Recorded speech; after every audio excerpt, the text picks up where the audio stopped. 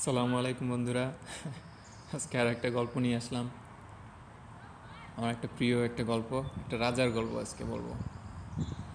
গল্পটার নাম হচ্ছে ভালো খারাপ কে বলতে পারে। তো এক দেশে এক রাজা ছিল। সে রাজার খুব ছিল শিকারের শখ। সে শিকার করতে যাইতো প্রায়, লোক লস্কর নিয়ে, সাথে একটা ডাক্তারও থাকতো। হ্যাঁ, তো তো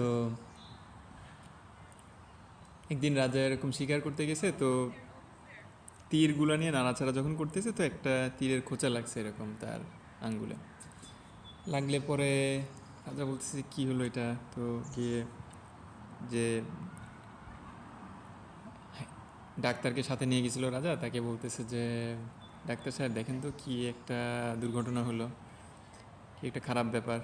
আমার হাতে এরকম তীরের খোঁচা লাগছে, এইতে তীরে আবার জং টং ধরা, এটাতে আবার আমার কোনো ক্ষতি হবে কি না, কি একটা খারাপ ব্যাপার হলো বলেন তো, শিকার করতে আসলাম। তো ডাক্তার বললো যে রাজামশাই, ভালো খারাপ কে বলতে পারে, কেউ বলতে পারে না। ব্যান্ডেজ করে দিল। এখন রাজা তো সেই ব্যান্ডেজটা নিয়ে ফিরে আসলো, পরে দেখে যে ব্যথা আরও বাড়তেছে, কমতেছে না একদম। তখন রাজা তো চিন্তায় পড়ে গেল। আবার ডাক্তারের কাছে গেল, ডাক্তারকে বলতে, ডাক্তার সাহেব একটু দেখেন তো আমার এই আঙ্গুলটা এরকম ফুলে গেছে, কি একটা খারাপ ব্যাপার, আমি তো ব্যবহার করতে পারতেছি না এই হাতটা। তখন ডাক্তার বলল যে রাজামশাই, ভালো খারাপ কে বলতে পারে, কেউ বলতে পারে না। রাজা বলছি, ডাক্তার বারবার এই কথা বলে কেন। যাই হোক, কিছুদিন পরে এমন অবস্থা হলো যে আঙ্গুলটার এমন পচে গেল, ফুলে গেল, আঙ্গুলটা কেটেই বাদ দেওয়া লাগলো রাজা। তখন রাজা খুব খেপে গেছে, যে এত বড় একটা খারাপ একটা জিনিস হলো আমার সাথে, আপনি তো এটার কোনো একটা বিহিত করতে পারলেন না। তো তখন ডাক্তার বলতেছে যে রাজামশাই, কোনো জিনিসের ভালো খারাপ সেটা কে বলতে পারে, কে বলতে পারে, কেউ বলতে পারে না। Did you guys reserve this spot? Okay. তো তো যেটা হলো যে কিছু মানুষ আসছে ওইখানে, আমি মনে করলাম যে ওরা এই জায়গাটা রিজার্ভ করছে নাকি। রাজা তখন বলতেছে যে ভালো খারাপ কে বলতে পারে, তো এইটা আমার একটা আঙ্গুল কেটে বাদ দেওয়া লাগলো, তো এইটা ভালো না খারাপ। তো আবার ওর ডাক্তার সে একই কথা বলতেছে যে রাজামশাই, ভালো খারাপ কে বলতে পারে। রাজা এবার খুব ক্ষেপে গেছে। সে বলতেছে যে ভালো খারাপ কে বলতে পারে আমি এবার তোমার দেখাচ্ছি, দাঁড়াও। এই কে আছিস, এই ডাক্তারকে আটক করে যাবজ্জীবন জেল, এখন জেলে দিয়ে আসছে। তাও রাজার খুব রাগ। আগে হলে সে তার মাথা কেটে ফেলার ইয়া করতো, কিন্তু অনেকদিন একসাথে ছিল দেখে তাকে ছেড়ে দিছে এবার। এরপরে জেলের যখন নিয়ে যাচ্ছে, তখন ওই জেলের মধ্যে গিয়ে রাজা বলতেছে কি এবার, কি এবার কেমন, এটা ভালো না খারাপ, তুমি এবার জেলে আসো। তারপরে সে ডাক্তার বলতেছে রাজামশাই, ভালো খারাপ কে বলতে পারে। রাজা বলছে বেটার মাথাই খারাপ, এর কথার কোনো দাম নেই, খালি ভালো খারাপ কে বলতে পারে, এটা কোনো কথা হলো, পাগল, এর কথা শোনারই দরকার নেই। তো এরপরে কী হলো, রাজা আবারও সেই শিকারে যায়, শিকার করতে যায়। তো এবার আর কোনো ডাক্তার টাক্তার সাথে নেয় না, সে একাই যায়। আর ডাক্তার তো আছে জেলে। শিকার করতে গেলে কি হলো, রাজা একবার শিকারের ঝোঁকে সে পথ হারায় ফেলছে। এখন তার লোক লস্কর ওই ক্যাম্প এক জায়গায় আছে, সে তীর ধনুক নিয়ে কোথায় গভীর বনের মধ্যে ঢুকে হারায় গেছে। আর পথ খুঁজে পাচ্ছে না, কিছুতেই আর পথ খুঁজে পাচ্ছে না, কোথায় যাবে কী করবে কিছুই বুঝতে পারতেছে না। তখন সে তো ভয় পেয়ে গেছে। এখন কী হয়েছে, ঘুরতে ঘুরতে ওই জঙ্গলে কিছু জঙ্গলিরা থাকতো, তারা রাজাকে দেখছে, দেখে তারা ধরে নিয়ে গেছে। রাজা তো দেখতে সুন্দর খুব, এরকম তো একদম মানুষ দেখা যায় না সাধারণত, সুপুরুষ রাজারা যেরকম হয়, উচ্চ লম্বা। তো জঙ্গলিরা ধরে নিয়ে এসে, জঙ্গলিরা মনে করতেছে যে এই তো একটা ভালো একটা পাইছি, একদম খুব সুন্দর, এর তো কোনো খুঁত নাই, একে আমাদের দেবতার সামনে বলি দিব, তাহলে আমাদের দেবতা খুব খুশি হবে। তো ওরা যদি কোনো সুন্দর কোনো প্রাণী পাইতো, সুন্দর কোনো কিছু পাইতো, তারা ওদের দেবতার সামনে বলি দিত, কারণ ওদের দেবতা হচ্ছে খুব নিখুঁত। ওদের বিশ্বাস ছিল যে দেবতাই ওদের, সেই দেবতা জঙ্গলের দেবতা তাদেরকে সব কিছু দেয়। তো এখন কি করছে ওরা, রাজাকে নিয়ে ওর রাজাকে ওই দেবতার সামনে নিয়ে গলা কাটতে হবে। তখন রাজা তাড়াতাড়ি গলা এমনি করে হাত দিছে, হাত দিলে তখন জঙ্গলিরা দেখছে যায়, হ্যাঁ এর তো একটা আঙ্গুল নাই, এর তো খুঁত আছে, আমাদের নিখুঁত দেবতার সামনে কিভাবে এরকম একটা খুঁতওয়ালা প্রাণীর আমরা বলি দিব। তো ওরা রাজাকে 2টা চর থাপ্পড় দিয়ে বের করে দিচ্ছে, যাই তুই যা, তুই এখানে কী করতেছিস। তো রাজা তো তখন সাল্লাহ, আমার জীবনটা বাঁচছে, এখনই তো যাচ্ছিলাম শেষ হয়ে। পরে সে দেখছে যে তার এই যে আঙ্গুলটা কাটা গেছে, ওটা তখন খারাপ লাগতেছিল, কিন্তু ওইটার কারণে তার জীবনটা বেঁচে গেছে। পরে ঘুরতে ঘুরতে রাজা, পরে ওই সৈন্য সামন্তরা যখন রাজারে পাচ্ছিল না, পরে তারা খোঁজা শুরু করছে, খুঁজতে খুঁজতে ওইরকম একটা খোঁজার দলের সাথে রাজার দেখা হয়ে গেছে। তারা তাড়াতাড়ি রাজারে নিয়ে গেছে। তাড়াতাড়ি রাজা তো আগে রাজপ্রাসাদে ফিরে আগে বলতেছে যে আমার সে হাকিম কই, সেই ডাক্তার কই, তারে তাড়াতাড়ি আমি ছাড়াই। তাই সে ঠিকই বলছিল যে ভালো খারাপ কে বলতে পারে, কোনো জিনিস একদম যে খারাপ তা তো বলা যায় না। আমার এই আঙ্গুলটা কাটার কারণেই তো আজকে আমার জীবনটা বাঁচলো। তখন তাড়াতাড়ি গিয়ে সেই জেল থেকে বাইর করছে, বেল করছে, ডাক্তার সাহেব আপনি আমাকে মাফ করে দেন, আপনি বারবার বলছেন যে ভালো খারাপ কে বলতে পারে, আমি এটা বুঝি নাই, আমি আপনার সাথে কত খারাপ একটা কাজ করলাম, আপনাকে আমি জেলের মধ্যে দিয়ে দিলাম, আপনার কথার কারণেই দেখেন আমার কথাটা বুঝলাম, এই জন্য আমার আজকে জীবনটা তো বেঁচে গেল। তখন ডাক্তার সাহেব বলতেছে যে রাজামশাই মন খারাপ করেন না, আপনি আমার সাথে খারাপ কিছুই করেননি, কারণ কি আপনি যদি আমারে জেলে না রাখতেন তাহলে আমি শিকারে আপনার সাথে যাইতাম, আর আমি সবসময় আপনার পাশে পাশেই থাকি শিকারে। জঙ্গলিরা যখন ধরতো তখন আপনারাও ধরতো, আমারও ধরতো, আর আপনার 10টা আঙ্গুল নাই কিন্তু আমার তো 10টা আঙ্গুল আছে, তাহলে আমারে মেরে ফেলতো। তখন রাজা বুঝলো যে আসলে তো তাই। তো এই গল্পটা আমার কাছে ভালো লাগে এই জন্য যে আমরা সবসময় ভালো মনে করি যে এই জিনিসটা ভালোটাই আমাদের আসলে দরকার, তাড়াতাড়ি ভালোটা দরকার, ভালোটা নিতে চাই। খারাপ যদি কোনো কিছু একটা হয় সেইখান থেকে আমরা তাড়াতাড়ি পালায় আসার চেষ্টা করি, সেইখান থেকে সরে আসার চেষ্টা করি, সেইখান থেকে বের হয়ে আসার চেষ্টা করি। আমরা মনে করি যেটা ভালো সেটা তাড়াতাড়ি হোক, খারাপটা তাড়াতাড়ি চলে যাক, কোনটা ভালো কোনটা খারাপ। কিন্তু আসলে এই গল্পটার থেকে একটা জিনিস বোঝা যায় যে, আমি বুঝতে পারি যেটা, সেটা হচ্ছে যে পৃথিবীতে কোনো কিছু 100% বলা যায় না যে এটা ভালো বা এটা খারাপ।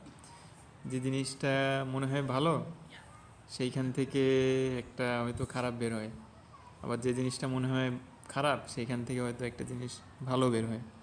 আমরা সবসময় ভালোটা চাই, ভালো মনে করি যে ভালো খাবো, ভালো, আমার সব কিছু ভালো ভালো হবে, আমার সব কিছু সঠিকভাবে হবে। কিন্তু এটা কি সম্ভব? পৃথিবীতে সব কিছু 100% ভালো হওয়া কোনো দিনই সম্ভব না। সবাই আমাকে ভালো বলবে, সবাই আমাকে ভালোবাসবে, সবাই আমাকে সম্মান করবে, এটা কি কোনো দিনও সম্ভব? যদি 100 জনের মধ্যে 50 জন ভালো বলে, 50 জন খারাপ বলবে। কেউ যদি আমার একটা অর্জনে খুশি হয়, আর একজন হিংসা করবে, যে স্বাভাবিক। শরীর সুস্থতা যদি থাকে, শরীর অসুস্থতা থাকবে। মনে যদি স্থিরতা থাকে, মনে অস্থিরতাও থাকবে। সুস্থতা থাকলে অসুস্থতা অবশ্যই থাকবে। তো একটা দিন থাকলে তো রাত থাকবেই। সেটা আসলে ভালো খারাপ সে আসলে বলা যায় না। আর একটা জিনিস চিন্তা হলো যে আমরা সবসময় ভালো জিনিসটা মনে করি যে ভালো এটা চাই, ভালো এটা চাই, ভালো ভালো ভালো ভালো ভালো ভালো মন্দ খাইতে চাই, ভালো খাবার খাইতে চাই। মানে আমার ভালো খাবার কি, আমার খুব প্রিয় খাবার হচ্ছে বিরিয়ানি। এখন বিরিয়ানির খাবারটার দিকে যদি তাকাই, খাইতে যখন যখন খাচ্ছি তো মুখে তো খুব স্বাদ লাগতেছে, তারপরে খাচ্ছি খুব ভালো, কিন্তু এখন একটু চিন্তা করে দেখি যে আসলে এখানে ভালোর কি আছে। আমার খুব প্রিয় খাবার, ভালো খাবার, একটা রাজকীয় খাবার হচ্ছে বিরিয়ানি, এটা ভালোর কি আছে একটু চিন্তা করে দেখি। বিরিয়ানিতে আছে কি, যে অনেক তেল থাকে, তেল হচ্ছে শরীরের জন্য খুব ক্ষতিকর। এরপরে থাকে হচ্ছে আর একটা প্রাণীর মাংস, সেটা যে গরু হতে পারে, ছাগল হতে পারে। এখন এটা যদি চিন্তা করি তো প্রথমে যারা একটা প্রাণীর তার শরীরে কত ধরনের রোগ ব্যাধি থাকতে পারে, তারা কি ধরনের খাবার খায়, সেই সমস্ত খাবারের যে সমস্ত বিষাক্ত জিনিসগুলো তার শরীরের মধ্যে আসলো, তার ওই প্রাণীটার ক্যান্সার থাকতে পারে, বিভিন্ন ধরনের রোগ থাকতে পারে, ব্যাকটেরিয়া জনিত রোগ থাকতে পারে, তারপরে তার কোনো হয়তো ভাইরাস ধরনের রোগ থাকতে পারে। আমরা তো জানি না, মানুষের রোগ হলে তো বুঝি, অবলা প্রাণী কীভাবে বোঝা যায়। আর একটা ব্যাপার হচ্ছে যে যখন একটা প্রাণীকে যখন মারা হয়, চিন্তা করেন যে কেউ যদি আপনাকে হঠাৎ করে কোণঠাসা করে ছুরি দিয়ে মারতে আসে, তখন আপনার শরীরের মধ্যে কেমন লাগবে? একটা একটা খুব কঠিন একটা হরমোন, খুব এমন একটা হরমোন যেটা ওই প্রাণীটা একদম দিশেহারা করে ফেলে। যে কোনো প্রাণীরে ওইটা হলে দিশেহারা, কীভাবে সে ওইখান থেকে বাঁচবে, ওই হরমোন দিয়ে পুরো শরীরটা ভরে যায়। তো পুরো মাংসের সাথে পুরো জিনিসগুলো চলে আসলো। তো একটা প্রাণী ভয়ে আতঙ্কে দিশেহারা হয়ে গেছে যে যে যে হরমোনের কারণে। কারণ ওই হরমোনটা যখন খুব টেনশন করে, তখন যে হরমোনটা তৈরি হয় শরীরের মধ্যে, ওই হরমোন দিয়ে ভর্তি তার শরীরে। একটা মাছ যখন একটা জালে আটকা পড়ে, তখনও একই রকম, কারণ সে বাঁচার জন্য চেষ্টা করতেছে, আর তার ব্রেন তার সারা শরীরে ওই হরমোনটা তৈরি করে দিচ্ছে যে এইখান থেকে কীভাবে বাঁচতে হবে, এখান থেকে পালাইতে হবে, তোমার এখান থেকে পালাইতে হবে। দিশেহারা হয়ে গেছে। তো দিশেহারা হওয়া ওই হরমোনটা যখন আমার শরীরে আসলো, আমার কেমন লাগে? আমার কি খুব শান্তি লাগবে? আমারও খুব দিশেহারা মনে হবে, কিন্তু আমি বুঝবো না যে কেন ওই দিশেহারাটা মনে হচ্ছে। সেই যে হরমোনগুলা ওই প্রাণী যখন মারা যাওয়ার আগে তার শরীরের মধ্যে তৈরি হয়েছিল, সেইগুলো আমার মধ্যে আসছে, তার সমস্ত রোগ ব্যাধিগুলো আমার মধ্যে আসছে, তার কষ্ট, আর একটা প্রাণী কষ্ট পেয়ে মারা গেল, সেই কষ্টগুলো আমার মধ্যে আসছে। আর কি আছে দেখি, ঝাল আছে, হ্যাঁ, মশলা। দেখুন, ঝাল হচ্ছে এমন একটা জিনিস, ওইটা তো কোনো একটা যদি কাটা জায়গা থাকে, তারপরে যদি আমি খানিকটা ঝাল দিই, কেমন হয়? জ্বলা পড়া শুরু করে। তো অনেকের হয়তো আলসার আছে পেটে, ঝাল তার জন্য খুব খারাপ। তারপরে কারো হয়তো পাইলস আছে, বাথরুম করতে কষ্ট হচ্ছে, প্রতিবার ঝাল খাওয়ার সময় ওই জায়গাটায় আরও বেশি ঝালটা দিয়ে ঘষা লেগে গেল, আরও বেশি ক্ষতি হলো। আর কি আছে বিরিয়ানিতে দেখি? এরপর আছে ঘিটা আসলো কোথা থেকে? দুধের থেকে আসলো। এখন দুধটা কিসের জন্য হয়? দুধটা আল্লাহ বানাইছে এই জন্য যাতে ছোট শিশুরা খাইতে পারে। আর দুধের মধ্যে আল্লাহ কিছু চর্বি জাতীয় জিনিস দিয়ে দিছে। ঘিটা হচ্ছে সেই জিনিসটা, যাতে বাচ্চাদের একটা সুষম খাবার, একটা বাচ্চার বিভিন্ন ধরনের জিনিস লাগে, প্রোটিন লাগে, তারপরে একটু তেল জাতীয় জিনিস লাগে, স্নেহ জাতীয় খাবার, তেল জাতীয় খাবার, সব কিছু ওই দুধের মধ্যে আল্লাহ দিয়ে দিছে যাতে করে একটা বাচ্চা ওইটা খাইতে পারে। খেলে তার জন্য সব কিছু প্রয়োজনটা মেটে। আর আমরা যারা বড়, আমরা তো বিভিন্ন ধরনের খাবার খাইতে পারি, সেইগুলো থেকে আমরা ওই জিনিসগুলোর প্রয়োজন মেটাতে পারি। এখন ওই ঘির ওই অংশটা, ওইটা প্রয়োজন হচ্ছে একটা ছোটো বাচ্চার, ওইটা আমার কোনো প্রয়োজন নেই। তো ওটা আমার শরীর তো নিতে পারবে না। আমার ওই বিরিয়ানির মধ্যে আছে হচ্ছে আরও দুধ জাতীয় আরও খাবার, দই, তারপর দুধ, ওগুলো ছোটো শিশু খাবার। এবং ওই যখন কোনো প্রাণী বড় হয়ে যায়, তখন তার মধ্যে দুধটাকে হজম করার ক্ষমতাটা চলে যায়, তখন যেটা এই জিনিস হয়, যেটাকে বলে ল্যাকটোজেন ইনটলারেন্স। কারণ বড়রা দুধটা খাওয়ার জন্য তৈরি না, দুধটা ছোটো বাচ্চাদের জন্যই তৈরি। তো যে গাভী, তার জন্য বানানিছে আল্লাহ, দুধটা সে খাবে। এখন ওই যে খাবারগুলো আমার জন্য না, সেই খাবারগুলো আমি খাচ্ছি। তারপরে তেল, মশলা, মাংস, তারপর আছে কি যে চালের মধ্যে হচ্ছে কিছু ধরনের চাল আছে যে চালগুলো ভালো, এবং কিছু ধরনের চালগুলো আছে যে চালগুলো খাইলে খুব সুগার স্পাইক হয় রক্তের মধ্যে। তো যাদের জন্য যখন কোনো একটা বিরিয়ানি যে চালটা, সেটা খাইলে আবার সুগার স্পাইক হয়। তো এটা হলে যেটা হয় যে আমার শরীরের ভেতরে রক্ত ওই চিনিগুলা, যে অতিরিক্ত চিনি যেটা তৈরি হলো ওই চাল থেকে, সেগুলা বিভিন্ন অঙ্গ প্রত্যঙ্গের কাছে নিয়ে গেল। কারণ ওই অঙ্গ প্রত্যঙ্গগুলো আবার এই জিনিসটাকে সহ্য করতে পারে না। হঠাৎ করে মনে করেন যে আপনি একটা ঘরে আছেন, হঠাৎ করে সেই ঘরের তাপমাত্রা হঠাৎ করে অনেক বাড়াই দিল, আপনার অস্বস্তি লাগবে না? এবং যদি ওইটা যদি বারবার করে, কিছুদিন পরে দেখা যাবে কি যে আপনি অসুস্থ হয়ে গেছেন, আরও কঠিন কিছু হচ্ছে। তো এরকম হঠাৎ করে যখন আমরা সুগার স্পাইক দিতে আসি, চোখ, তারপর কিডনি, ওদেরও ওই সব অঙ্গ প্রত্যঙ্গগুলো ওদেরও কষ্ট হয়।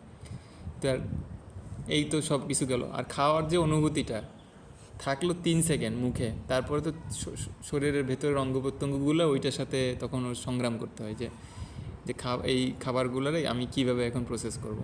তো পরের দিন যত খাবারই হোক, এক হচ্ছে পুরা আমাদের যে খাদ্যনালী, পাকস্থলী, হজম করার যে সিস্টেম আমাদের শরীরে, পুরা জিনিসটার উপরে খুব একটা প্রেশার ফেলে দিলাম এই বিরিয়ানিটা খেয়ে।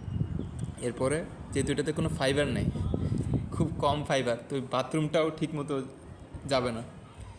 আর পরের দিন বাথরুমটাও কষ্ট হবে, হজমটাও ঝামেলা হবে। আর আমি যদি বিরিয়ানি একাধারে যদি আপনি 5 দিন খান, আপনার শরীর দেখবেন যে খুব খারাপ লাগতেছে, খুব খারাপ লাগতেছে, আর কিছু ভালো লাগবে না, কারণ শরীরে ওইটা আর নিতে পারতেছে না। তো এই 5 সেকেন্ডের ভালোর জন্য আমরা মনে করছি যে এটা খুব ভালো খাবার। আর এইখানেই তো শেষ না, এরপর হচ্ছে ওই যে প্রাণীর যে সমস্ত রোগ ব্যাধি যেগুলো আছে আমাদের বিভিন্ন রক্তের মাধ্যমে শরীরের বিভিন্ন জায়গায় চলে গেল, শরীর ওই জিনিসটা ধরে রাখে 6 বছরের মতো ধরে রাখে। তো ওই যদি ওই প্রাণীটার কোনো ক্যান্সার থাকে বা কোনো থাকে, সেই রোগটাও আমার মধ্যে চলে আসলো, সেটা আরও ছড়াই গেল অন্যান্য কোষের মধ্যে। আর যত খাবারই হোক, পরের দিন বাথরুমের সাথে আবার ওইটা চলে যাচ্ছে। হ্যাঁ, আর ওইটা কিন্তু রাখতে পারতেছি না আমি মনে করছি ভালো ভালো ভালো, তো ভালো যে খাবার আমি মনে করছি সেটা কিন্তু আমি রাখতে পারছি। আর গরিবের খাবার কি হবে? গরিবের খাবার হয়তো আমরা বলতে পারি যে ডাল, আলু ভর্তা, এগুলো তো এগুলো খাই, তারপরে কিছু শাক সবজি। কিন্তু এই খাবারগুলো আপনি যদি অনেক সবজিও খান, দেখবেন যে আপনার খারাপ লাগতেছে না, মনে হচ্ছে যে গরিবের খাবার খাচ্ছি, খারাপ খাবার খাচ্ছি, এটাতে তো কোনো পুষ্টি নাই, কিছু নাই, কিন্তু ওইটার মধ্যেই দেখা যাচ্ছে পুষ্টি আছে। শাকসবজি খাচ্ছেন, আপনার শরীর ভালো থাকতেছে, আপনার পুরো খাদ্যনালী ওই জিনিসগুলোকে প্রসেস করতে পারতেছে, যেহেতু এটাতে অনেক ফাইবার আছে। বাথরুমটা ক্লিয়ার থাকতেছে, বাথরুমটা যেহেতু ক্লিয়ার থাকতেছে সেহেতু পেটের ব্যাকটেরিয়াগুলো ঠিকমতো কাজ করতে পারতেছে, একটা নিরোগ দেহ থাকতেছে দীর্ঘদিন ধরে। আর যদি শাকসবজিগুলো একটা ভালো জায়গাতে চাষ করা থাকে, যেখানে কোনো কীটনাশক কিছু দেওয়া হয় না, তো ওদের মধ্যে তো রোগ ব্যাধি নাই, মানুষের মধ্যে যেরকম রোগ ব্যাধি আছে সেগুলো খাইলাম। আমার শরীরটাকে ভালো, মানে আমরা মনে করছি যে যে গরিবের খাবার খাচ্ছি, কিন্তু যেটা দিচ্ছি ওইটাতে দেখা যাচ্ছে যে শরীর ওইটাতে গ্রহণ করতেছে সহজে, শরীরের জন্য সুবিধা হচ্ছে। তো এই জন্য অনেক সময় বোঝা যায় না যে আসলে কোনটা ভালো নাকি কোনটা খারাপ। তো ধৈর্য ধরা, আর সব কিছুর মধ্যেই ভালোর মধ্যেও খারাপ থাকে, আবার দেখা যায় যে খারাপের মধ্যে ভালো থাকে। এখন কিভাবে সেটা নেবে, যত সময় না পর্যন্ত আসলে বোঝা যায় যে এটা কেন হচ্ছে, তত সময় পর্যন্ত আসলে একটু বোঝাটা কঠিন। আসলে আমরা তো মানুষ, তো সবাই যখন আঙ্গুলটা কাটা গেল, তখন তার মনে হয়েছে যে রে আমার বুঝি জীবনটাই শেষ। কিন্তু আসলে সত্যি সত্যি যখন রাজা সত্যি সত্যি তার জীবন শেষ হওয়ার সম্মুখীন হলো, তখন ওই কাটা আঙ্গুলটাই কিন্তু তার জীবনটা বাঁচালো। তখন সে বুঝতে পারলো যে না, আসলে এইটার ব্যাপারটা এরকম। তো এরকম অনেক অসংখ্য উদাহরণ আমরা পাবো জীবনে। মনে হলো যে আচ্ছা এটা হলো, এইটার কারণে আমার আর্থিক ক্ষতি হলো, কিন্তু 10 বছর পরে দেখা গেল যে সেটার কারণে আরও উপার্জন ক্ষমতা আরও বেড়ে গেল। বা কোনো কারণে কোনো একটা মানুষ মনে কষ্ট দিল, তা দেখা গেল যে সেটার কারণে আমি কিছু শিখলাম ওখান থেকে। আর একটা উদাহরণই দিই, এই যে এই পার্কে এসে বসে এই ভিডিওগুলো বানাই, গতকালকে এসে বসছি, আমি খেয়াল করিনি বেঞ্চে একটা হয়তো কোনো একটা পাখির মলমূত্র ছিল, আমি খেয়াল করিনি, উপরে বসে পড়ছি। তো খারাপ মনে হয়, কিন্তু এরপর থেকে প্রতিবার যখন আমি কোথাও আসি, বসতে গেলে আমার এই ক্যামেরাটা রাখার আগে, বসার আগে দেখে নিয়ে গে যে আচ্ছা এটা কী খবর। তো একবার ভুল হয়েছে, ঠিক আছে, সমস্যা নেই, কিন্তু ওইটার হওয়ার কারণে এখন থেকে যে কোনো জায়গাতে বসতে যাওয়ার আগে একটু খেয়াল করে দেখিনি। এবং শুধু বসতে যাওয়ার আগেও না, কোনো কিছু খাওয়ার আগে বা কোনো একটা মানুষের সাথে ডিল করার আগে একটু দেখে বুঝে নিই, আচ্ছা এর মধ্যে যে ধরনের গুণগুলো দেখতেছি বা যেগুলো আগে যেসব মানুষের মধ্যে দেখছি যে যাদের মধ্যে আমার ভালো অভিজ্ঞতা হয়নি, সেই সব কোনো গুণ এর মধ্যে দেখতেছি কিনা, সেইগুলো যদি দেখি তাহলে বুঝি যে না, এখানে আমার থাকা যাবে না, বা এর সাথে আমার কোনো কিছু সম্পর্ক করা যাবে না, বা কোনো বন্ধুত্ব করা যাবে না, বা কথা বলা যাবে না। তো এই একবার ঠিক আছে, এই পাখির মলমূত্রের উপর একবার বসে পড়ছি, ঠিক আছে, কিন্তু পরের বার ভুল হবে না ইনশাল্লাহ। পরের বার যদি সতর্ক থাকি, পরের বার, কিন্তু আবার যদি অসতর্ক থাকি তাহলে আবারও ভুল হবে। যাই হোক, আপনাদের সবার জন্য ভালো শুভকামনা করি, যে অবস্থায় থাকেন ধৈর্য ধরেন, আল্লাহ ভরসা, আল্লাহ আপনাদের সহায় হোক। আল্লাহ হাফিজ।